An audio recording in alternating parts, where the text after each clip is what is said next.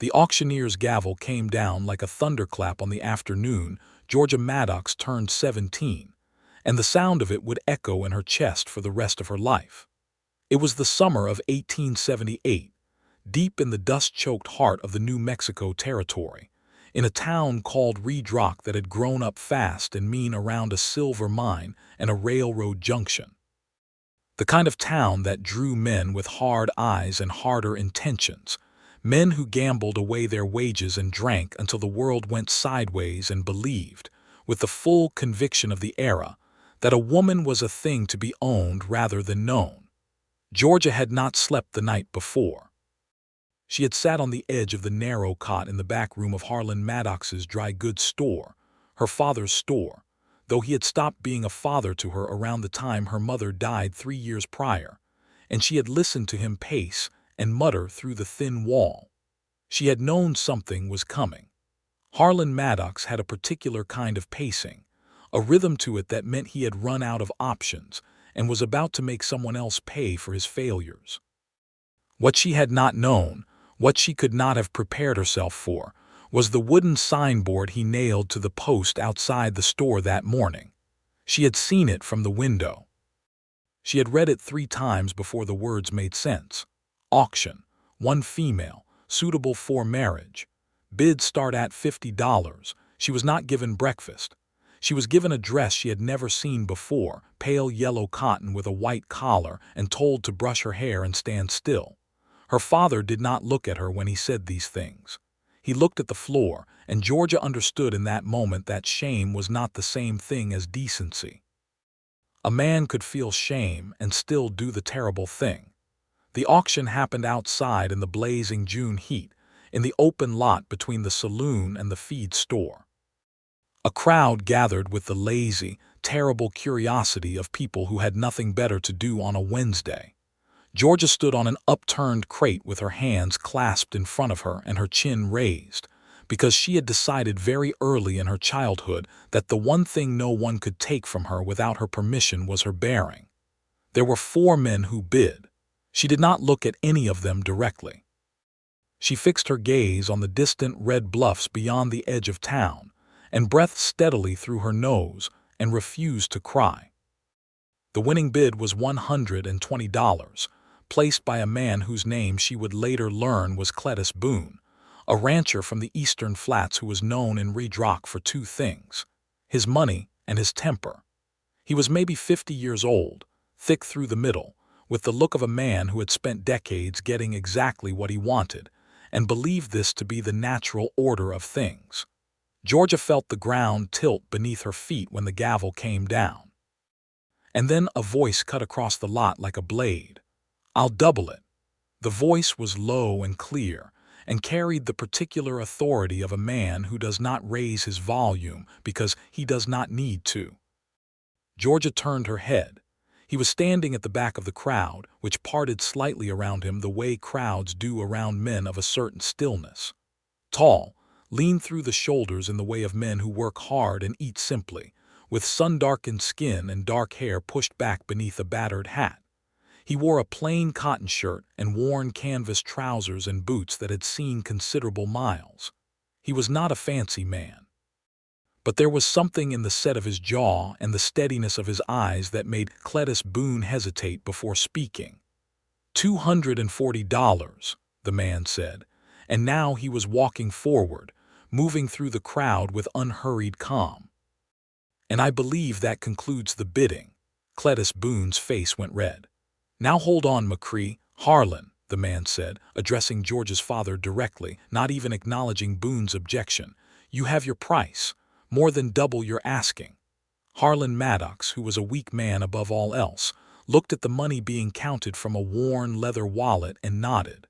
The man, McCrae, did not look at Georgia with hunger or ownership.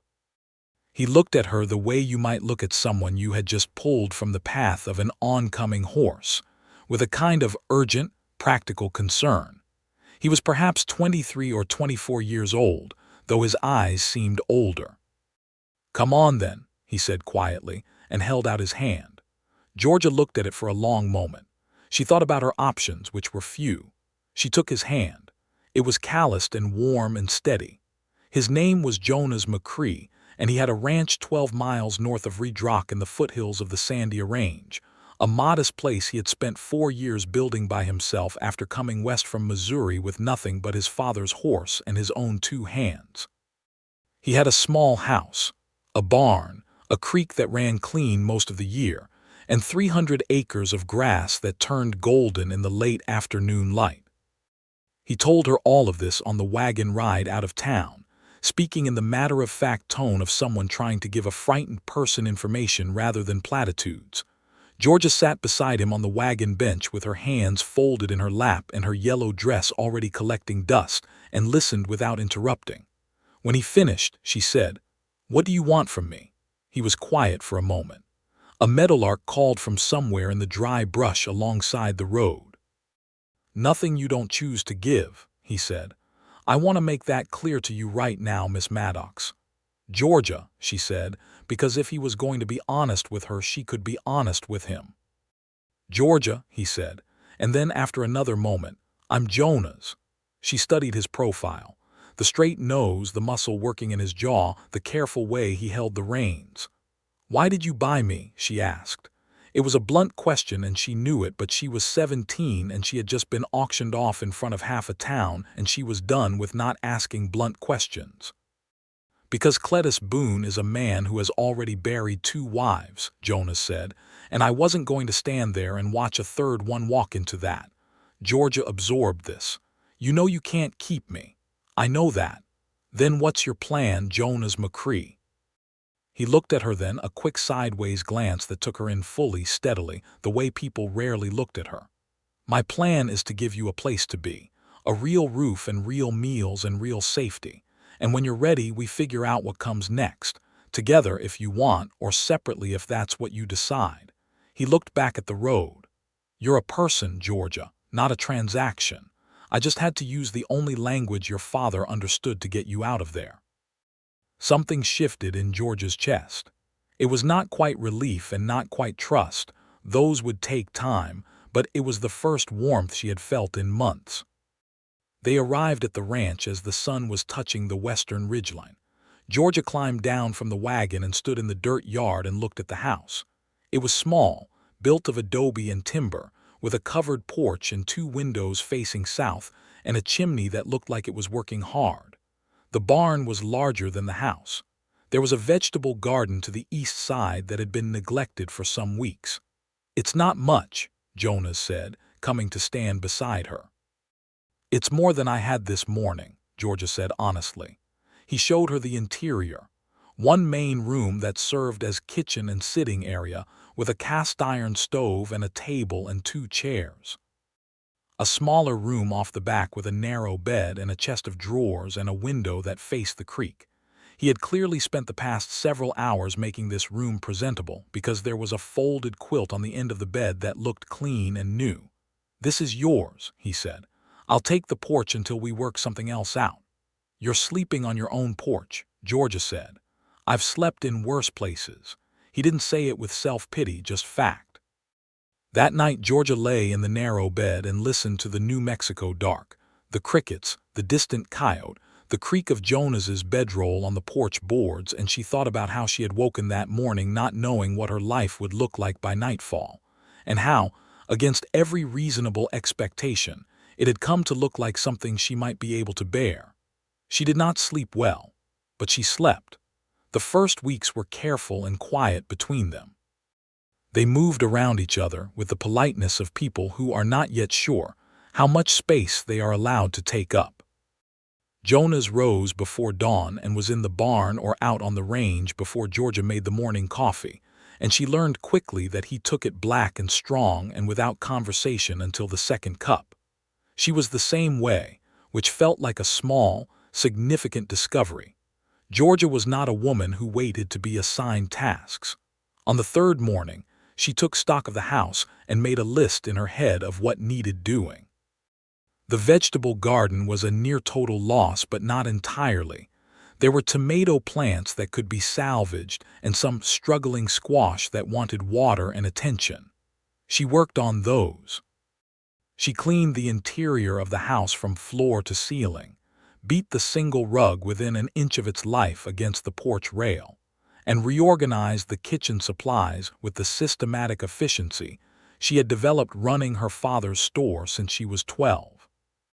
On the 5th day, she found a broken wheel spoke on the smaller cart wagon, and because she had watched the smithy at her father's store repair such things a dozen times, she took it apart herself, studied the brake, and drove the wagon into town for a replacement spoke. She had not been back to Reed Rock since the morning of the auction. The town looked the same dust, same hitching posts, same crowd of men outside the saloon, but it felt different when she was driving herself and buying her own materials with money Jonas had left in a tin on the kitchen shelf. She bought the spoke, a pound of coffee, salt, flour, and a small jar of honey because she had not had honey in a long time, and she decided she was allowed to want things now. She ran into her father on the main street.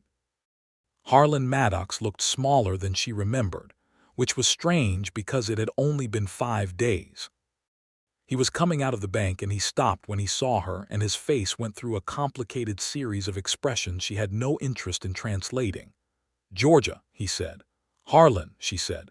She had stopped calling him father the morning of the auction in the privacy of her own mind, and she saw no reason to start again now. "I want you to know," he began. "I don't need to know," she said, and drove the wagon past him. Her hands shook on the reins for the next mile. But she did not cry, and she felt distantly proud of herself for that.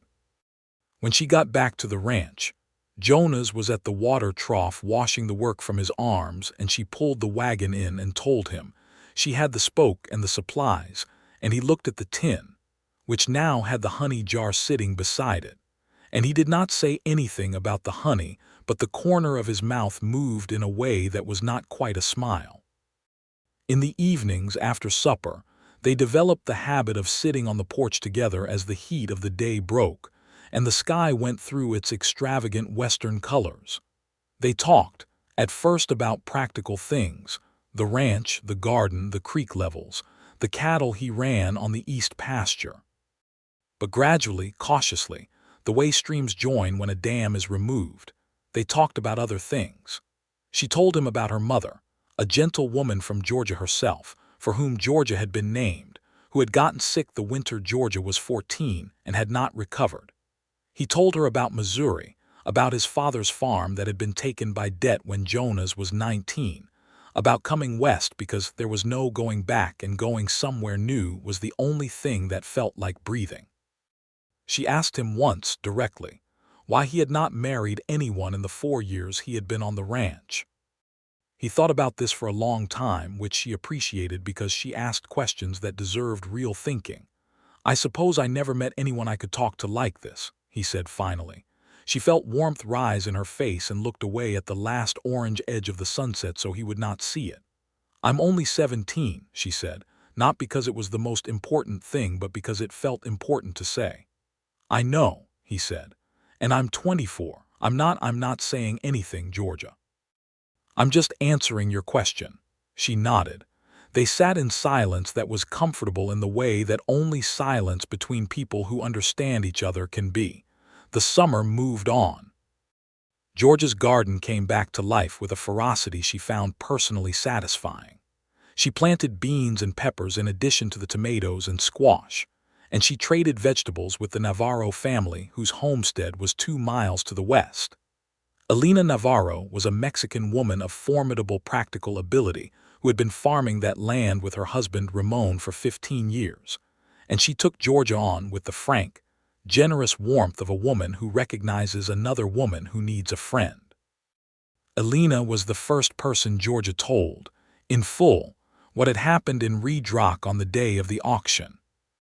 They were sitting on Elena's porch shelling beans on a hot afternoon, the kind of still heat that makes even the birds quiet, and Georgia told the whole story without looking at Elena and then sat waiting for the response. Elena shelled beans for a moment longer. "And Jonas," she said, "he has been good to you. He has been extraordinarily good to me," Georgia said, "which I don't quite know what to do with." Elena made a sound that was not quite a laugh. "You trust him." "I think I do," Georgia said. "Which I also don't quite know what to do with." "You are 17, Elena said. You do not need to do anything with it right now. Let it grow at its own pace. Is that advice about me or about the beans? Georgia asked. Alina did laugh this time, a full, rich laugh, and Georgia laughed with her, and it was one of the first times she had laughed genuinely in as long as she could remember. August brought the heat to its worst. The creek dropped, and Jonas spent 3 days digging it deeper along a stretch near the vegetable garden, working in water up to his knees in the blazing afternoon sun. And Georgia brought him cold water from the shadowed side of the house and watched him work, and tried not to notice the things she was noticing. She was 17 and she was not stupid, and she understood what it meant when a person's eyes followed another person around a room without permission. She understood what it meant when the sound of a voice was particularly reassuring. She understood what she felt when Jonas laughed, a rare occurrence, not because he was grim but because he was measured, and when the laugh came it was real, unguarded, a piece of him that he did not present to the world ordinarily. She was careful with all of this. She was not yet 18. He was 7 years older and he had bought her in a transaction that was embarrassing and wrong even if his intentions had been honorable, and she was not going to let herself tumble headlong into feelings she had not fully examined. She was going to be smart about this. She was going to be Georgia Maddox about this, which meant taking nothing on faith that she had not first tested against reality. What she tested, over those summer months, was Jonas McCrae. She watched how he spoke to the ranch hands who came by occasionally for seasonal work, with fairness and directness, and no cruelty. She watched how he handled a situation in August when a man named Prout from a neighboring spread accused one of his hired hands, a young Mexican man named Tomas, of stealing from his cattle. Jonas had ridden over to Prout's ranch himself, asked every reasonable question, examined the evidence, and concluded that Tomas had done nothing wrong and told Prout so to his face in front of his own ranch hands, without hesitation and without softening it. She watched how he handled the day a storm rolled in fast off the mountains and his east pasture fence went down and 3 cattle got loose, and he was out in the rain for 6 hours getting them back. And when he came in soaked to the bone and exhausted, he sat at the table and she put a bowl of stew in front of him, and he looked at it and then looked at her and said, "Thank you, Georgia," in a voice that was bone-tired and genuine, and something in her chest did something complex and unstoppable. She was watching, and what she was seeing was a man who was good. Not perfect, he was stubborn, and sometimes so self-sufficient that it bordered on refusing help he clearly needed, and he had a habit of going very quiet when something bothered him rather than saying so. But underneath all of it was a quality that she could only call fundamental decency, the kind that wasn't performance but simply the way a person moved through the world. September came, and with it, a rider from Raydrock with a letter. Georgia recognized the handwriting on the envelope as her father's, and she stood in the yard holding it for a long moment before she opened it. Inside, Harlan Maddox had written 5 sentences. He was sick. He was not asking her to come back. He was asking her to know that he was sorry. He said he understood if she never replied. He signed it not as her father but as Harlan Maddox, as if he too had accepted the end of that relationship. Georgia read it twice and then folded it and put it in the chest of drawers in her room under the quilt. She did not write back, but she did not throw it away either, and she thought that this was probably the most honest thing she could do with it. She told Jonas about it that evening on the porch. He listened without interrupting, which was something she had come to rely on. "How do you feel?" he asked when she finished. "I feel like I don't have to feel any particular way about it," she said. "I feel like it's just a fact, like the weather. My father did a terrible thing to me and now he's sick and sorry, and those are both just things that are true." Jonas nodded slowly. "That's a very wise way to carry it." "I've been working on it," she said dryly. He looked at her with something in his eyes. She was becoming familiar with a particular kind of attention, careful and warm and full of something unnamed. She looked back at him steadily, because she had decided she was done looking away. "Can I ask you something?" she said. "Yes." Do you have any intentions toward me, Jonas McCrae? Real ones? The question hung in the warm September air. A night bird called somewhere in the mesquite. Jonas turned to face her more fully, and she could see by his expression that he was taking the question with all the seriousness it deserved. I have had intentions toward you since approximately the second week you were here, he said, when you fixed my cart wagon without asking and came home with a jar of honey because you wanted honey and you acted like that was the most normal thing in the world. Georgia felt the smile come before she could stop it. And I have been keeping them to myself because you are 17 and because I don't want you to feel like you owe me anything. Not gratitude, not affection, nothing. What happened in Redrock was wrong, and I would not for the world add to that wrong by making you feel any kind of obligation in this house. I don't feel obligated, she said. I feel, she paused, choosing her words with the care she gave to most things.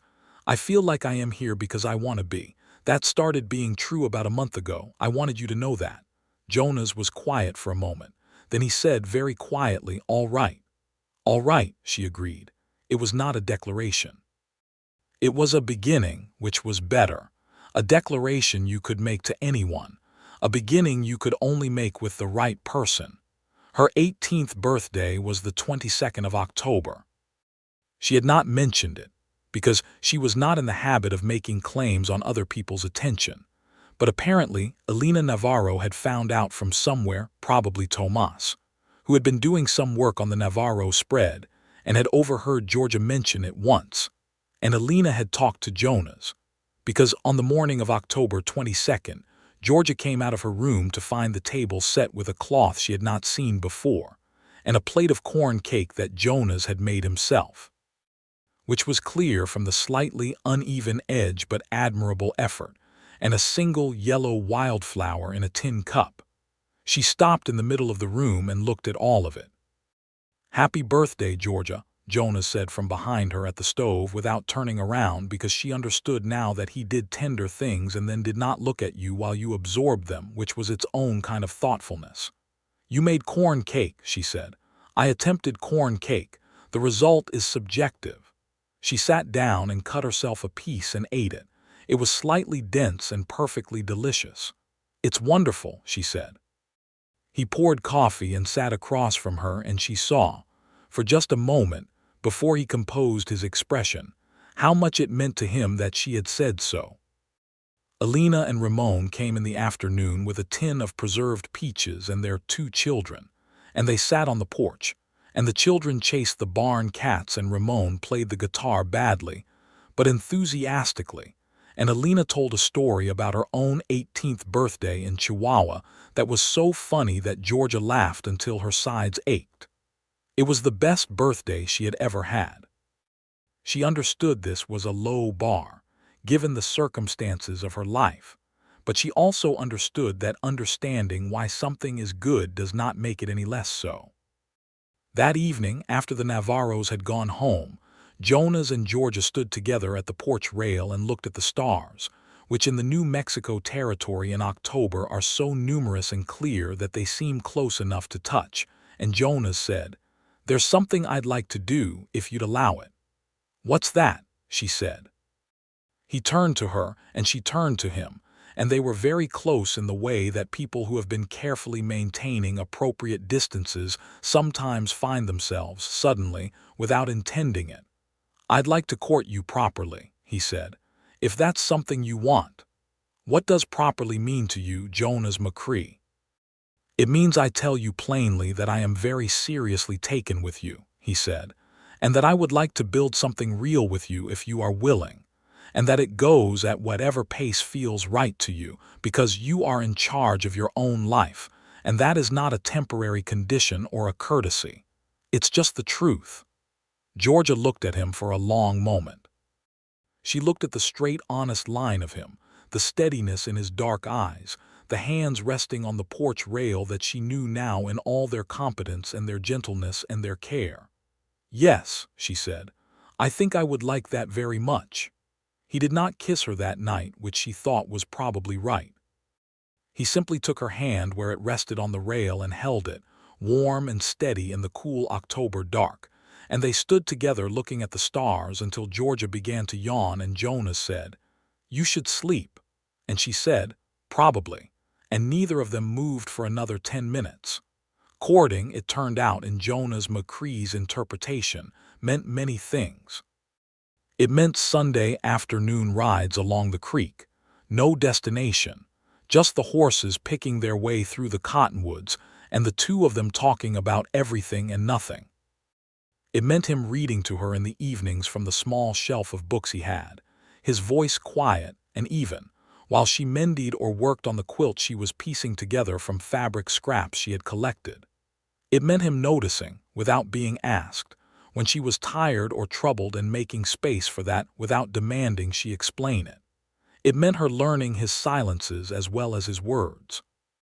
There was the silence he used when he was thinking carefully, which was accompanied by a slight tilt of his head. There was the silence he used when he was troubled, which was accompanied by a stillness around his eyes. There was the silence he used when he was content, which was the most expansive kind, the kind that felt like a room with all the windows open. She learned to speak into the thinking silence because it welcomed engagement. She learned to simply be near the troubled silence because it did not want words. She learned to be still inside the content silence because it was, she thought, one of the finest places she had ever been. October gave way to November, and November to the particular clear cold of a New Mexico Territory winter. The creek frosted at the edges in the morning, and the mountains to the north were capped with snow that the sun lit to blinding white by 10 o'clock. Georgia spent more time indoors, and the house that had seemed merely adequate in the summer began to feel, with the stove going and the quilts piled, and the smell of coffee and cornbread, like something that had been waiting to be a home. One evening in December, Jonas came in from checking the cattle in a cold that had gone sharp and mean after sunset, and Georgia met him at the door with his coat already taken, and without thinking about it, she put her hands on either side of his face to warm his frozen cheeks. He went absolutely still. She was very close to him. She could feel the cold radiating off his skin and see the color the night air had put into his face, and then, gradually, as the warmth of her palms transferred, she could see something else. She leaned forward and kissed him. It was brief and soft and real, and when she stepped back they looked at each other in the lamplight of the doorway and Jonas said, very quietly, "Georgia," and she said, "I've been wanting to do that for 2 months," and he said, "So have I." And this time when he kissed her it was less brief and no less real, and she thought that this was what it felt like when a thing that has been wanting to happen finally does.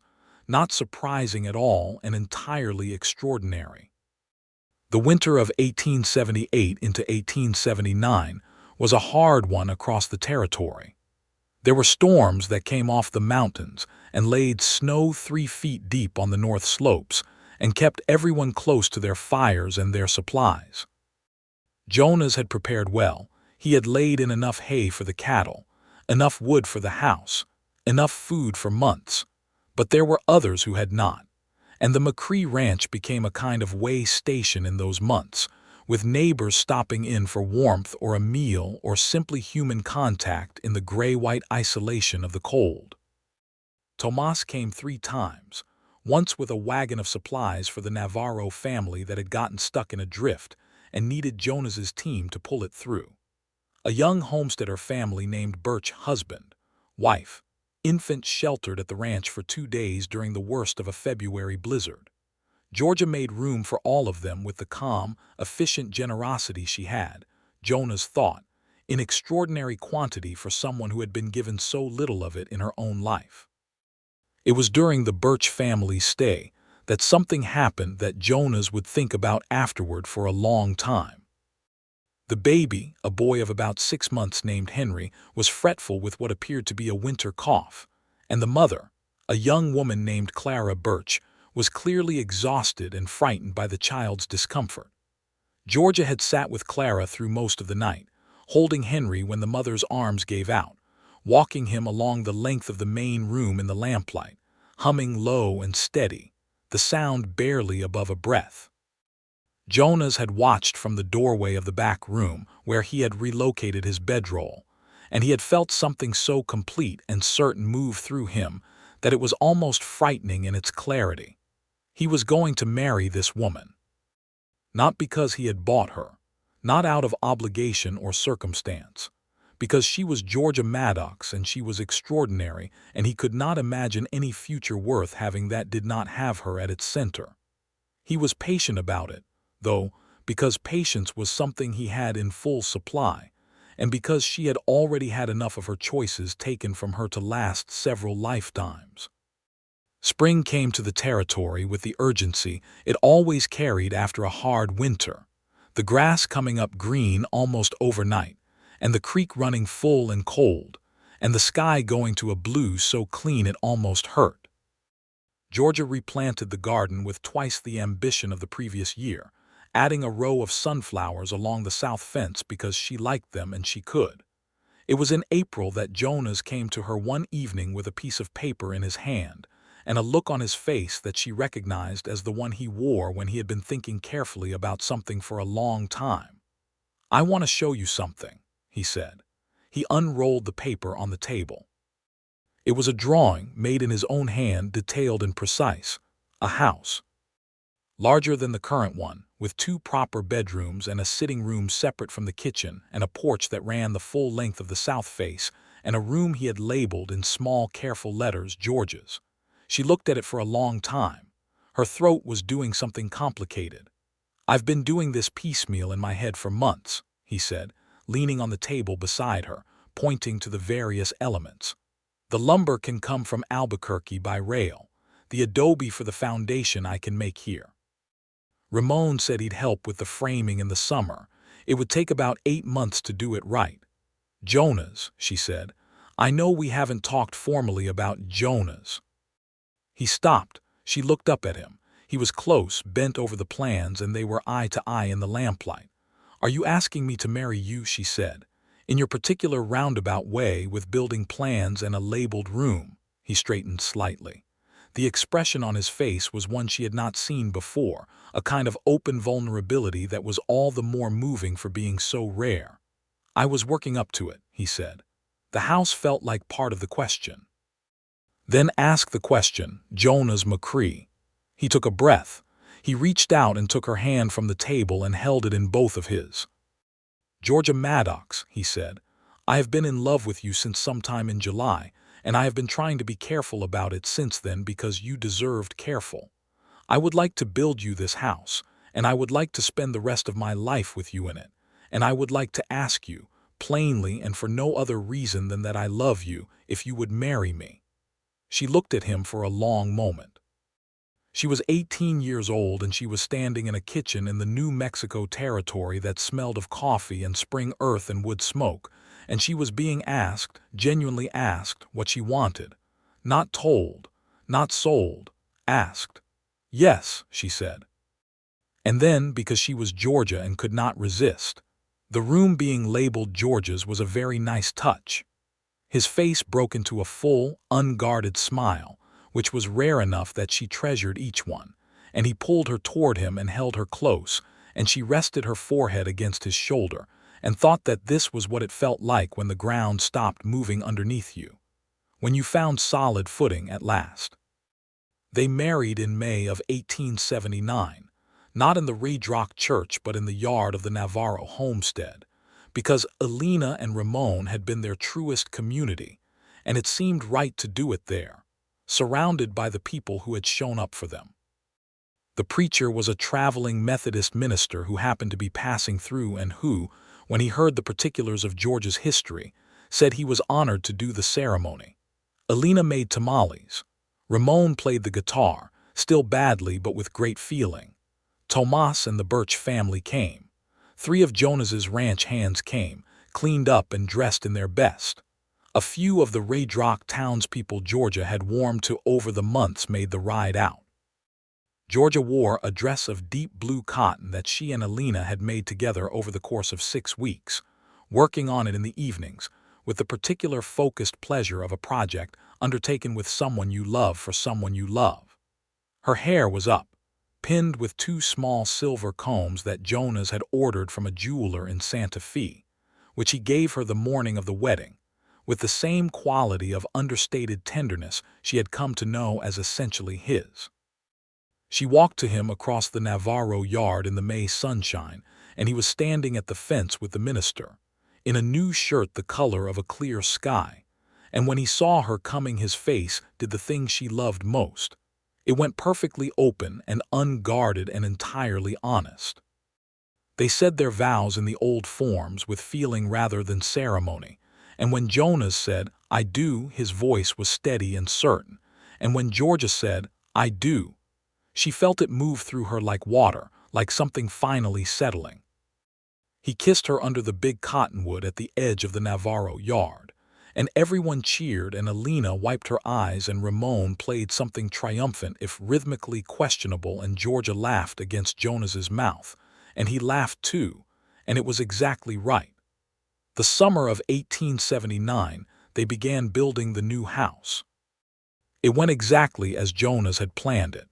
Ramon and Tomas helped with the framing through the hot July weeks, and Jonas's skill with timber was evident in the clean joinery and the sturdy roof line. Georgia worked alongside them more often than not, hauling and measuring and holding boards, and making so many pots of coffee that she calculated she had made approximately 40 gallons of it by the time the walls were up. There was a day in August when the frame was complete, but the walls were not yet in, and in the gold afternoon light, the skeleton of the house stood against the sky and Jonas came to stand beside her and they looked at it together, the bones of the thing they were building. "It's going to be beautiful," she said. "It's going to be a home," he said, and by the way he said it she understood he meant something different by that word than most people did, something earned rather than assumed. She reached for his hand and held it. One afternoon in September, while Jonas was out on the range, Georgia rode into Redrock on her own horse, a steady roan mare Jonas had given her in the spring, and that she had named Patience, which Jonas said was either deeply philosophical or slightly ironic depending on the day. She had a list of supplies to collect from the new general store that had opened since the old Maddox dry goods had closed. She did not expect to see her father, but she did. Harlan Maddox was sitting on a bench outside the post office, and he was visibly unwell, thinner than he had been, grayer, with the particular diminished quality of someone who has been sick for a long time and knows it. He looked up when she passed and their eyes met. Georgia stopped. She held the reins and looked at him and felt the complicated, layered truth of him. Her father, who had failed her in the most fundamental way a parent can fail a child, and who was now clearly very ill, and who was also, beneath all of that, a man who had once carried her on his shoulders to pick apples from the high branches and who had taught her to read, and had looked at her mother with real love, before the grief and the liquor and the debt had turned him into someone else. She tied Patience to the hitching post and went and sat beside him on the bench. He looked at her with something that might have been hope and was too careful to become hope on its own. "How are you, Harlan?" She said. "Better for seeing you," he said, in the small voice of a man who has run out of performances. She sat with him for 20 minutes. She did not forgive him, not in words, not in a clean declarative moment, because she didn't think forgiveness was a single event, but rather a long, ongoing process of choosing not to carry something. She was partway through that process. She thought she might get to the other side of it eventually. She told him about Jonas and the ranch and the new house being built and the garden and the wedding in May. And he listened to all of it with the focused attention of a man receiving something he knows he does not deserve. When she left, she pressed his hand briefly and said, "I hope you get better," and she meant it, and she knew that was something. She told Jonas that evening, and he listened with the quiet care he gave everything she brought to him. "How do you feel?" he asked. "Like I did something hard and necessary," she said. "Like I chose something." "You did," he said. She looked at him across the table. "I love you," she said. She had said it before. They said it to each other with comfort and frequency now. But she said it this time with particular intention, because she wanted him to know that she was here, fully here, In this life she had built with him, not the one she had been pushed out of. He reached across the table and took her hand. "I love you, Georgia McCrae," he said, which was what he called her when he was being most himself. The new house was finished in October of 1879, exactly as Jonas had drawn it on that piece of paper in the spring. The 2 bedrooms, the sitting room, the separate kitchen, the long south porch. Georgia's room was a study with bookshelves Jonas had built and a south-facing window and a writing desk, because she had told him once, quietly, that she had always wanted to write things down, and he had filed that away and built it into the house the way he built everything, with attention and permanence. They moved their things in on a cool October Saturday, and Alina and Ramon came to help, and the 4 of them ate supper at the new table in the new kitchen, and toasted with the bottle of good whiskey Ramon had brought, and the conversation was the best kind. Easy, warm, full of laughter, the kind that comes from people who have built something real together. After the Navarros left, Jonas and Georgia stood on the long south porch and looked at the ranch in the autumn dark, the barn with its lamp lit, the pale line of the creek, the stars beginning to crowd the sky. "You built me a home," Georgia said. "We built it," he said, because that was how he saw things. She leaned against his shoulder. "You built me a home," she said again, quietly, and she meant it in the larger sense, the one that had begun on a June day when a gavel came down and a voice said, "I'll double it." The sense in which home was not the house but the life, not the walls but the being known and wanted and chosen in the way she had never been chosen before. He put his arm around her and held her close, and neither of them spoke for a while, and the New Mexico night settled around them, vast and star-strung and full. The following year, 1880, brought changes and challenges to the territory at large that could not be kept from touching even the quietest lives. The railroad continued to push west and south, and with it came new waves of settlers and new pressures on land that had been understood in different ways by different people for generations. The Navarro family's land, which Ramon's family had held for decades, was challenged by a newly arrived land speculator named Garrett, who had purchased what he claimed were legitimate titles from the territorial government, titles that conveniently overlapped with the Navarro property line. Georgia was the one who sat with Alina and went through every document they had, every paper and letter and receipt, because Georgia had grown up in a store and had been doing the accounts since she was 12, and had a methodical mind for paperwork that she had recently discovered could be a form of fighting back.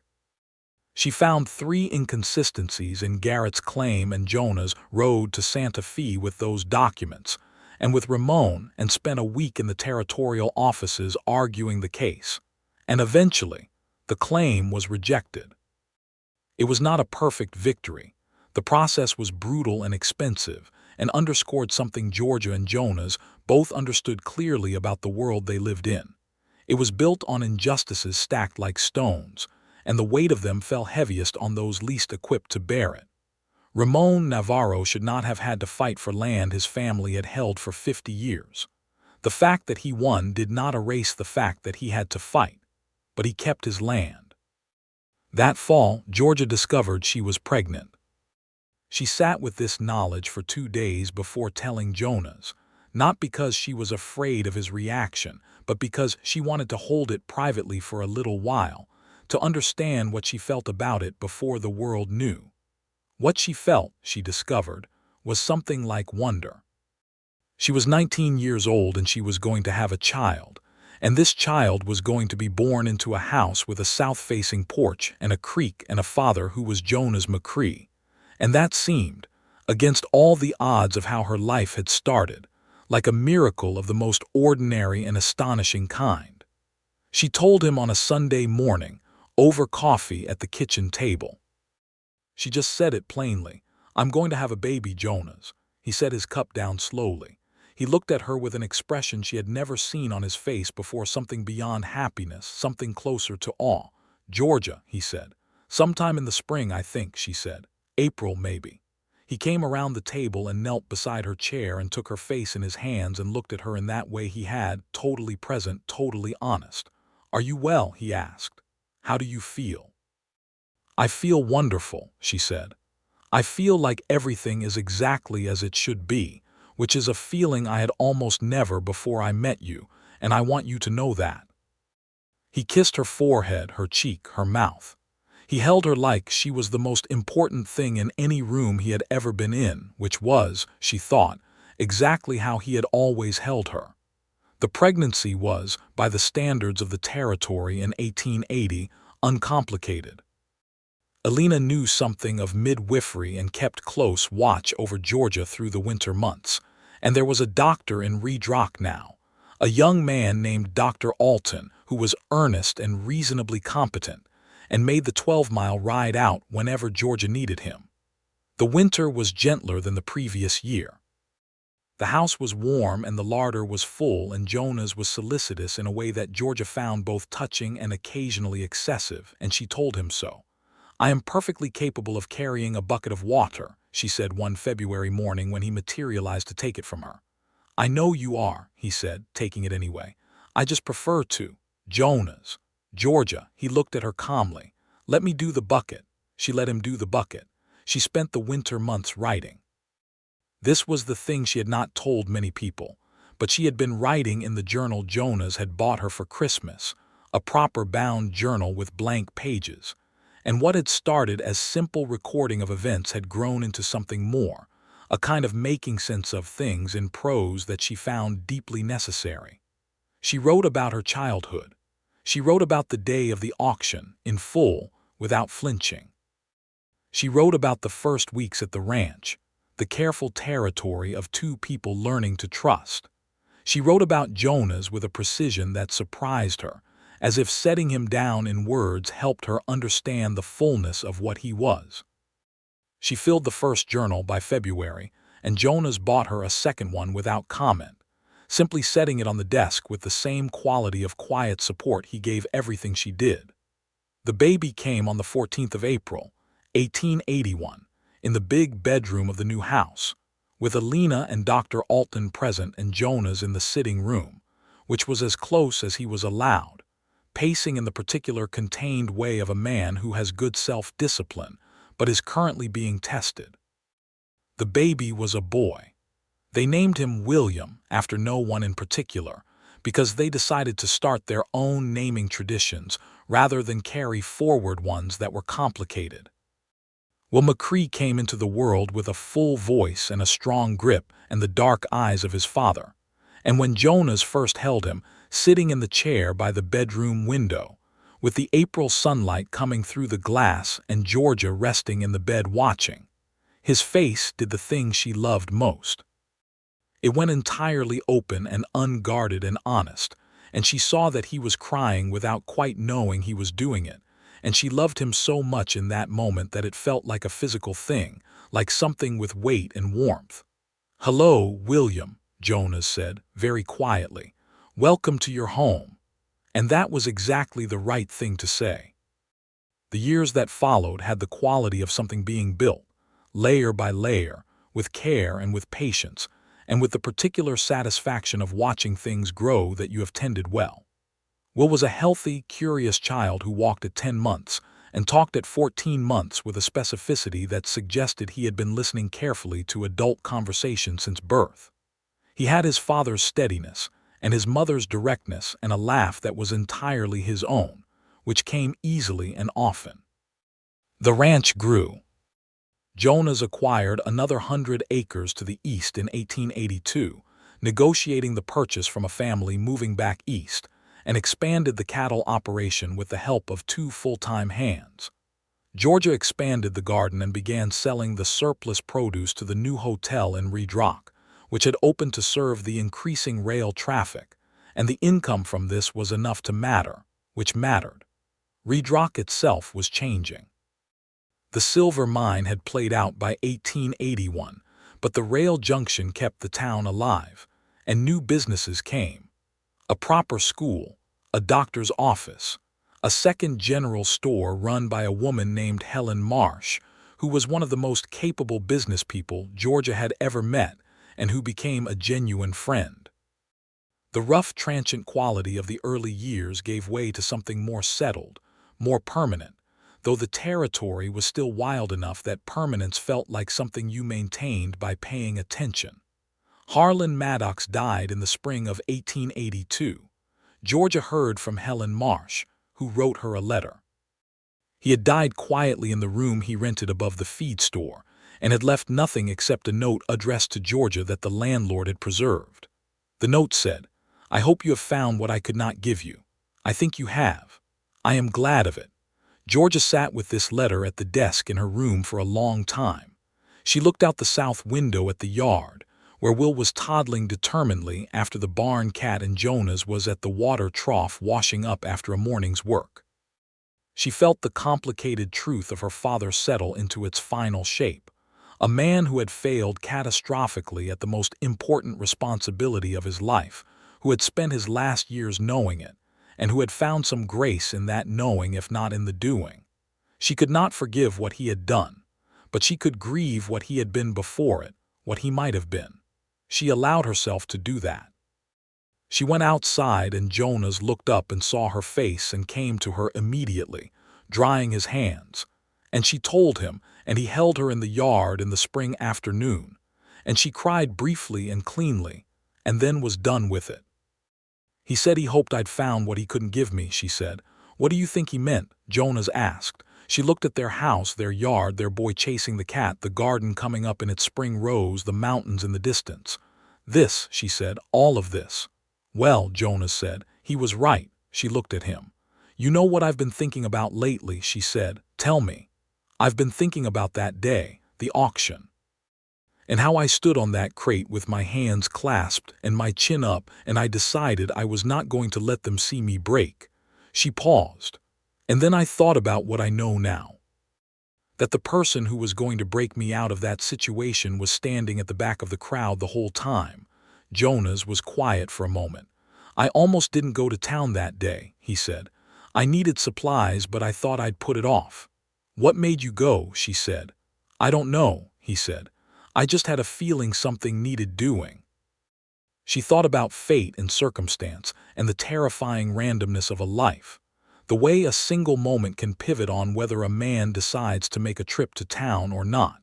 And she decided that what she felt about it was something very close to gratitude. Not a passive gratitude, but an active one. A gratitude that obligated you to honor the luck of it by doing something worthwhile with the life it gave you. She thought she was doing that.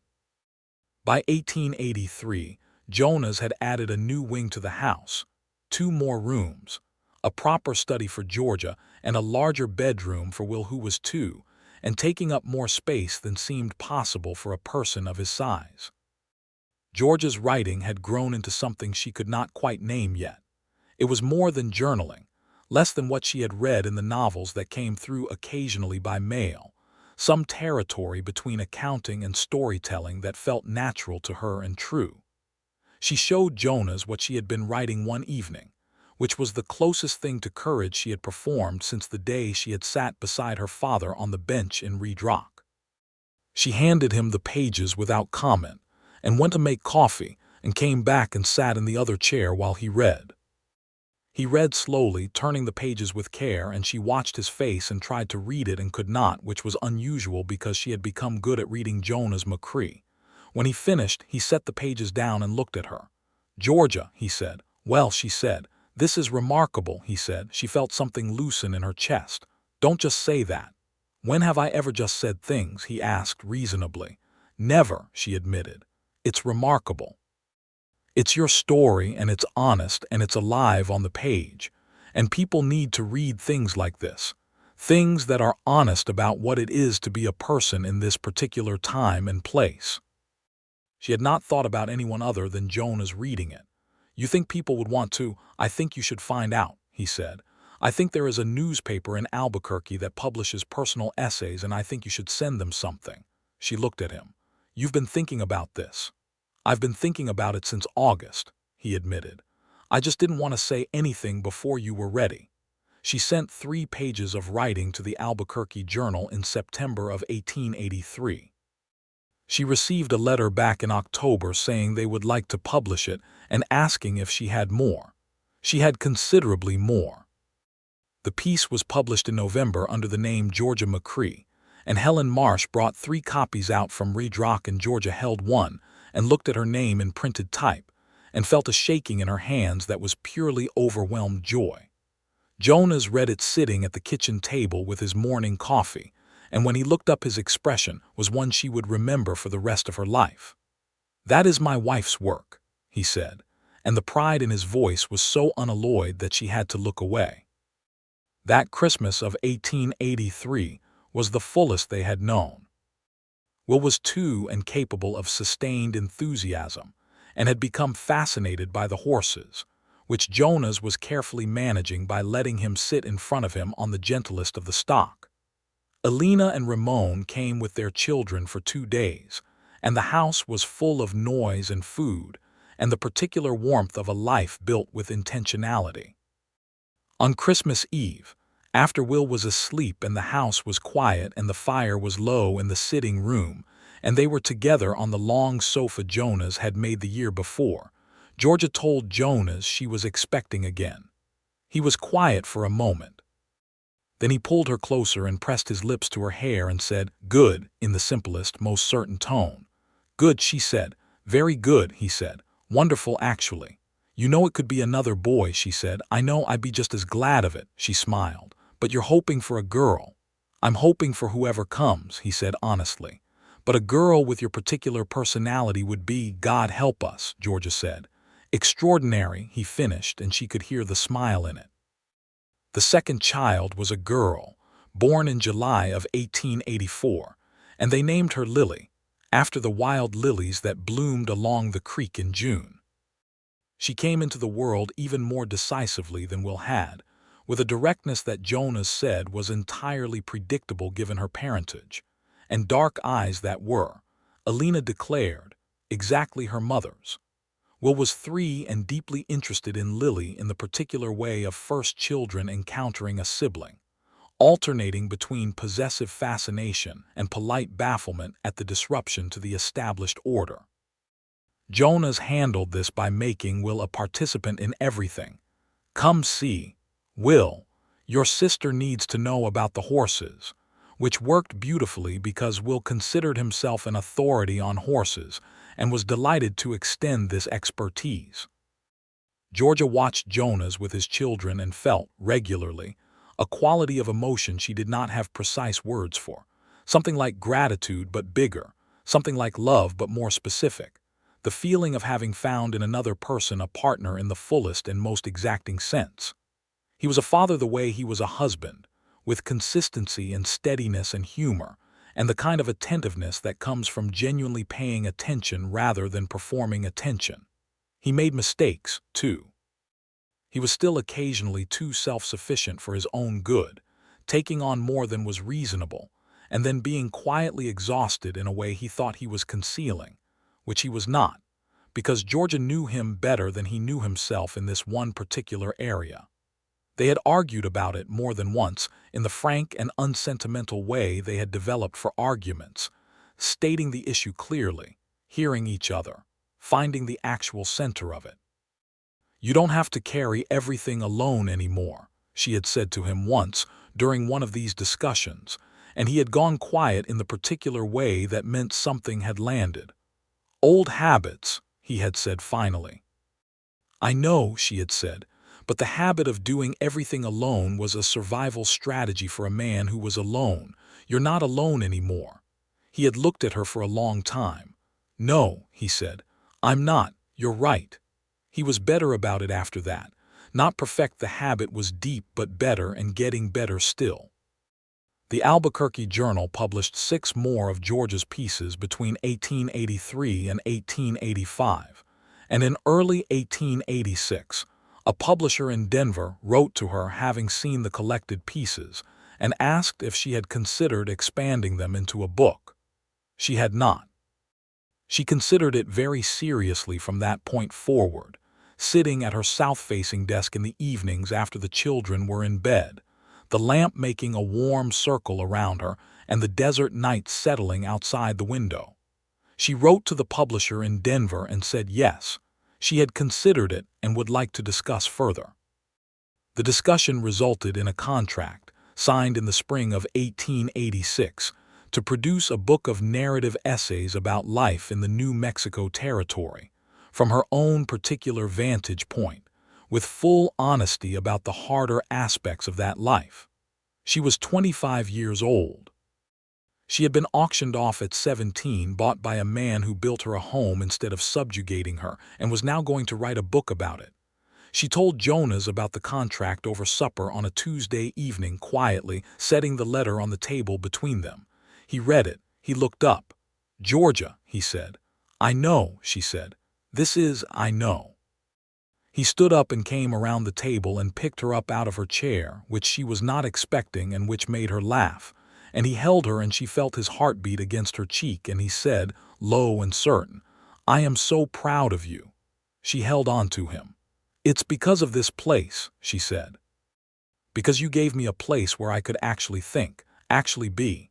"You did that yourself," he said. "I just built the house." "Jonas McCrae, you built considerably more than the house, and you know it." He held her more tightly. "Maybe," he said, which was the closest he would come to agreeing, because he was constitutionally modest about his own importance to things. She had learned to hear maybe as a quiet yes. The summer of 1886 was the one Georgia would later think of as the summer everything came together at once. The book was underway. The ranch was thriving. Will was 5 and had started the new school in Red Rock, with a seriousness about learning that Georgia found both deeply satisfying and slightly alarming in its intensity.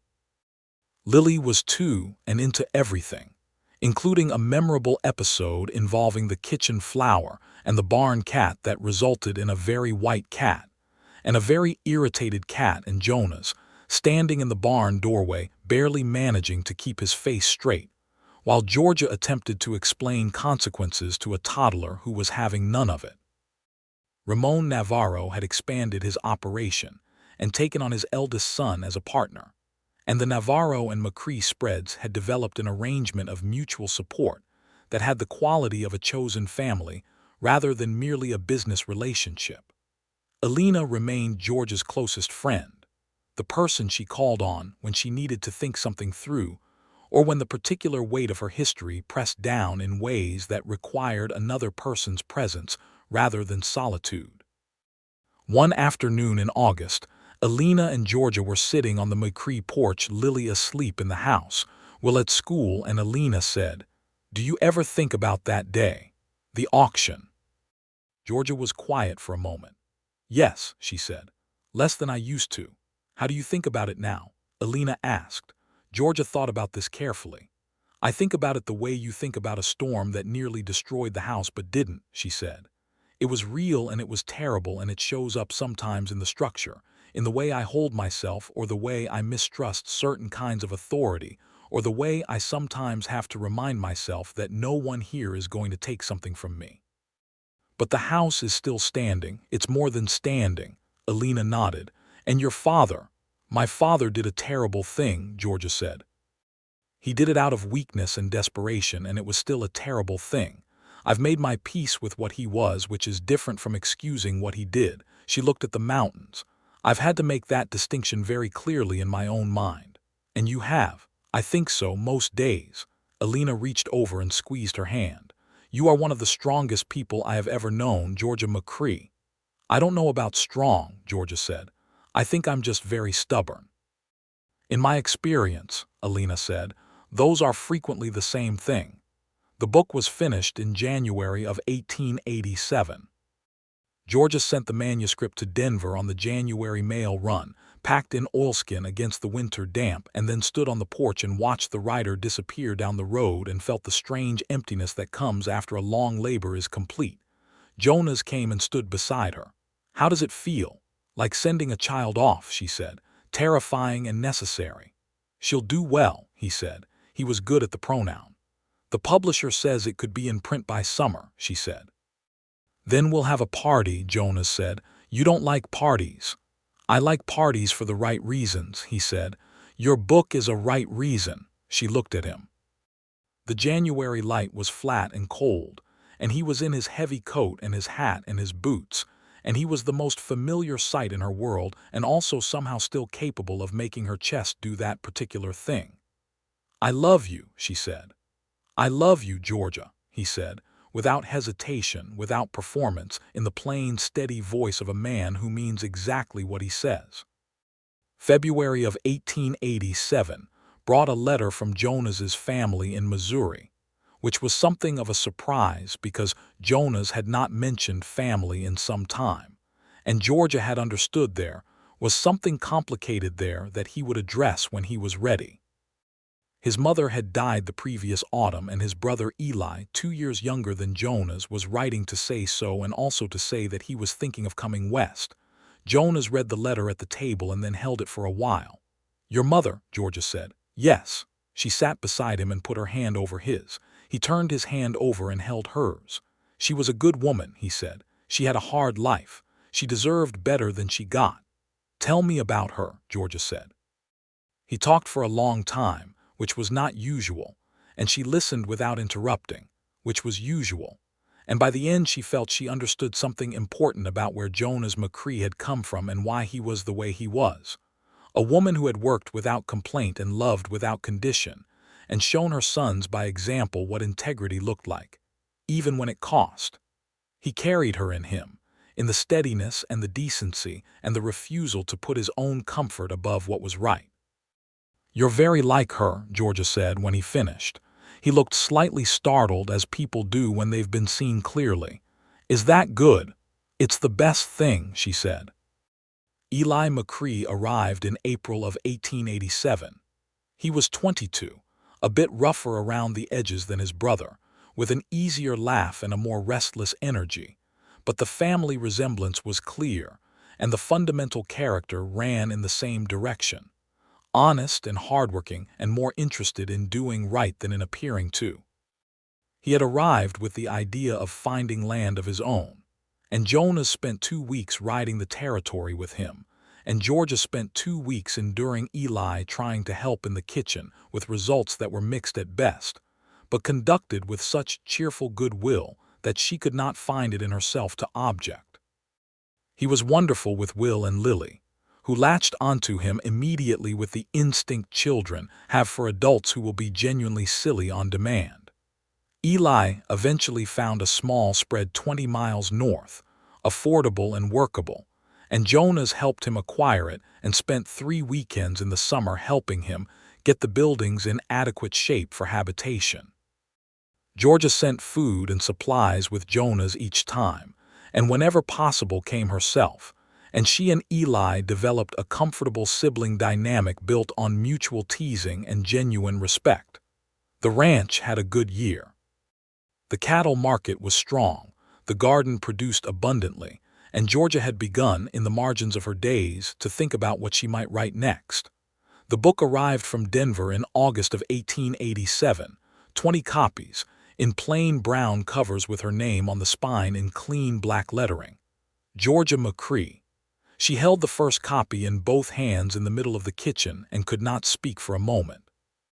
Jonas came in from outside and saw her standing there and came and looked at the book over her shoulder.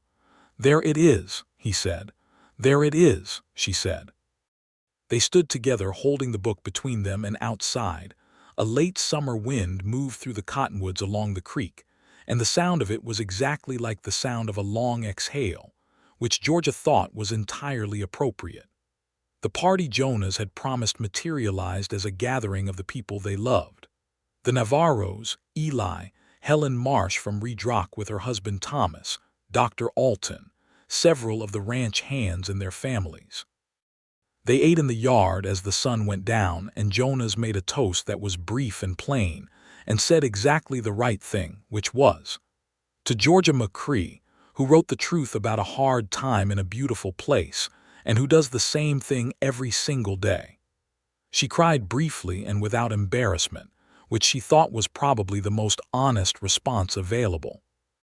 The book sold modestly but steadily through the fall and winter, and by January of 1888, Georgia had received letters from 3 women in different parts of the territory who had read it and written to say it had mattered to them, that they had felt seen in it, that they had not felt alone in the particular kind of loneliness it described. These letters were, Georgia thought, the most significant thing the book had accomplished, and she wrote back to each woman in full. The years settled into their richness. Willett 7 was a serious student who had discovered a passion for mathematics that seemed to have come from nowhere, and that his teacher, a young woman named Miss Everly who had come from Ohio with ideals intact, said was exceptional. Lily at 4 was a small tornado of observation and commentary, with a memory for detail that Georgia recognized as something that would serve her well once she figured out what to do with it. She was already bossing the barn cats with impressive specificity. Georgia's writing continued. The Denver publisher wanted a second book, and she was thinking about what it would be, something less personal and more expansive, about the territory itself, its people and its contradictions and its beauty. She was taking notes, and the notes were becoming a shape. In the spring of 1888, something happened that brought the weight of the world's injustice into sharp, direct contact with their lives again. A group of new settlers had come into the area east of Red Rock and had begun fencing land that had been open range that several families, including some Navarro relatives and a few other small Hispanic ranchers, had been using for grazing by long-standing agreement. The fencing was legal under new territorial law, but the law was new, and the agreements were old, and the dispossession it caused was real. Jonas was furious in the contained, precise way he had. He attended 2 town meetings in Red Rock and spoke clearly and without demagogy about what the fencing was doing to specific families he knew by name. Georgia wrote a piece for the Albuquerque Journal that was the most directly political thing she had written, naming the law and its effects and the people it harmed, and the piece was reprinted in 2 other papers. It did not solve everything. The fences stayed mostly. But some accommodation was reached after sustained pressure, grazing rights preserved for some families, a route to market kept open that had nearly been blocked. It was not justice, but it was something. And Jonas and Georgia both understood, with the clear-eyed pragmatism of people who had lived in the real world long enough, that sometimes something was what you had to work with while you kept pushing for more. Does it ever make you angry? Georgia asked Jonas one evening after a particularly frustrating town meeting. How much of what's wrong in this world just continues? Yes, he said simply. I think it's supposed to. I think anger at injustice is information. It tells you where the work is. As long as it doesn't make you bitter, she said. That's where you come in, he said. You keep me from that. She looked at him. Do I? You've been keeping me from a lot of things since 1878, he said. Most of them bad, all of the alternatives worse. She came to sit beside him close, in the comfortable way of people who have shared enough time and space that proximity is entirely natural.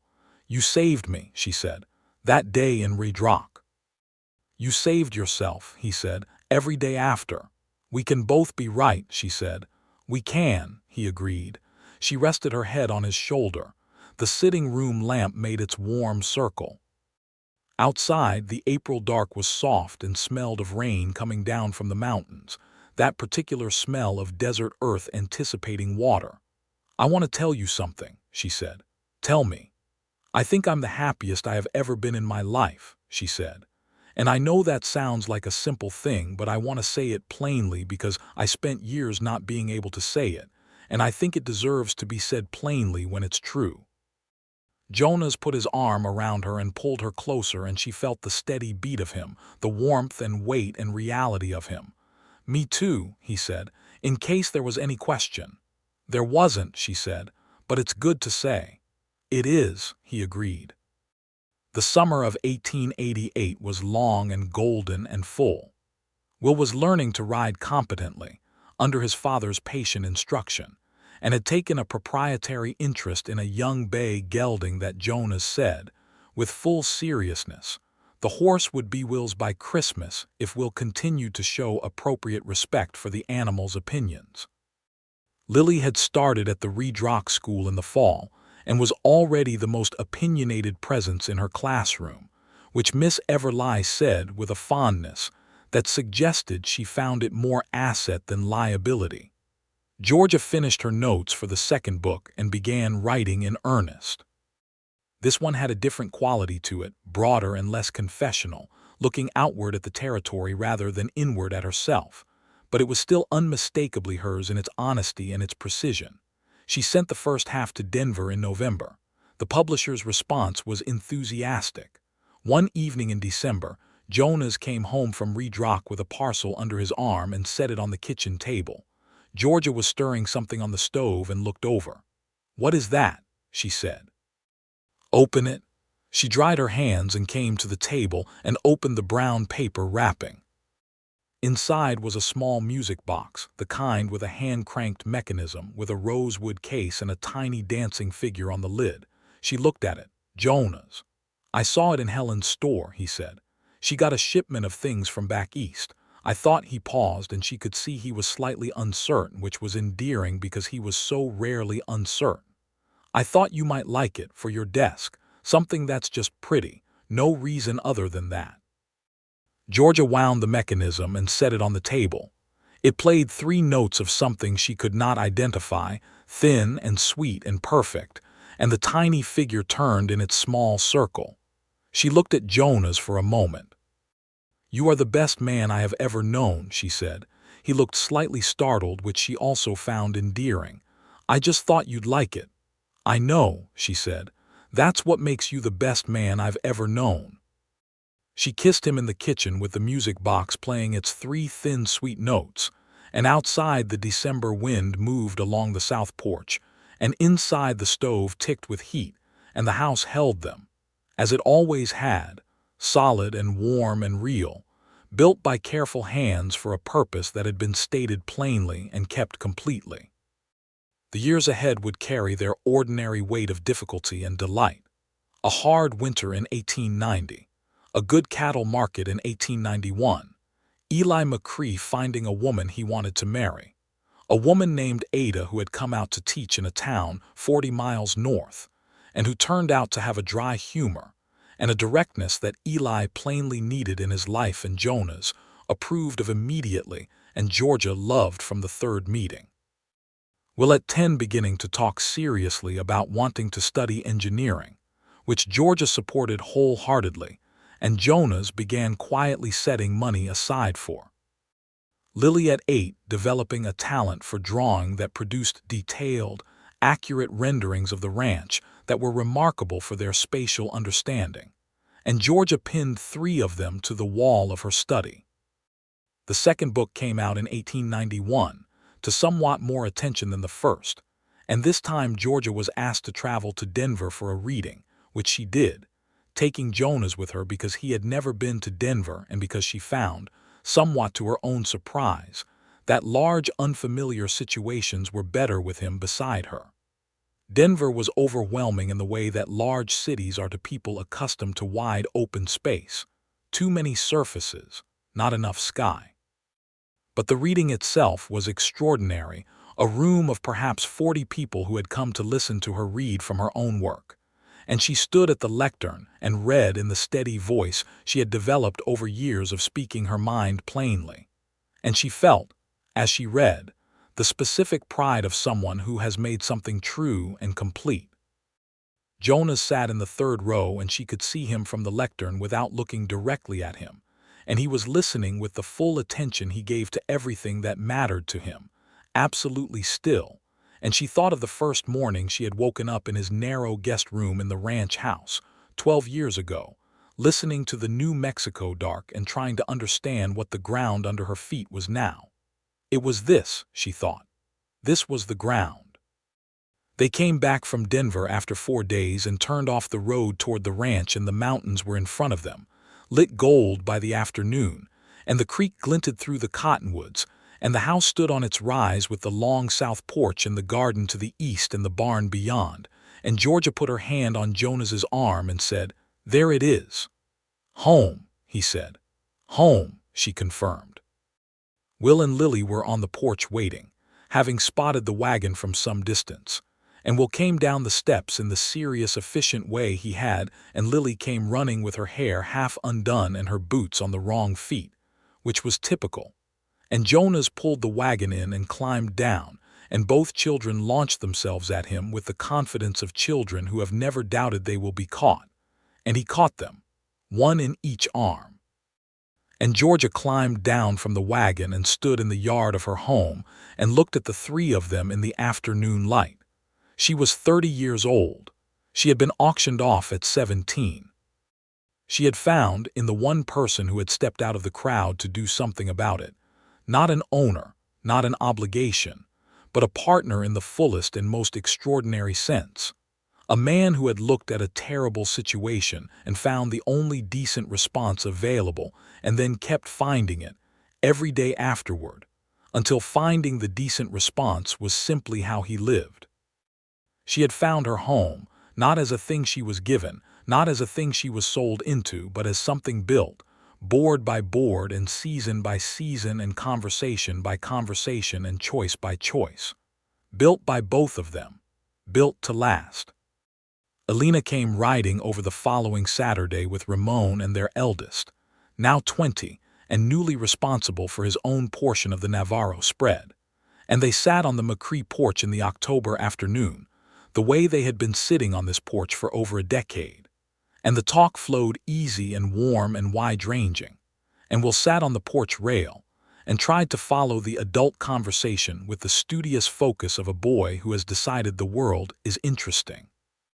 And Lily drew the mountains in her sketchbook with careful, deliberate strokes, and Jonas and Ramon talked cattle and Georgia and Alina talked about everything, which was their habit, and the afternoon went golden and then rose. And then soft, and the stars came out over the New Mexico territory one by one, until there were too many to count. Georgia leaned her head back and looked at the stars, and Jonas reached across the space between their chairs and found her hand in the dark and held it. And she held his in return, and the warm, solid fact of him beside her was the same as it had always been and better than it had always been, the way things that are good grow better with time when they are tended with care. She thought about the girl who had stood on an upturned crate in Red Rock with her hands clasped and her chin raised and her eyes fixed on the distant bluffs. She thought about all the things that girl had not known and had been afraid of and had not known she was about to need. She thought about the voice that had cut through that terrible afternoon like a blade. "I'll double it."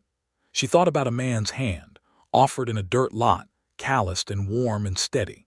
She squeezed Jonas's hand now, and he squeezed back, in the easy language of people who have been speaking the same language for so long that even the silences are full of words.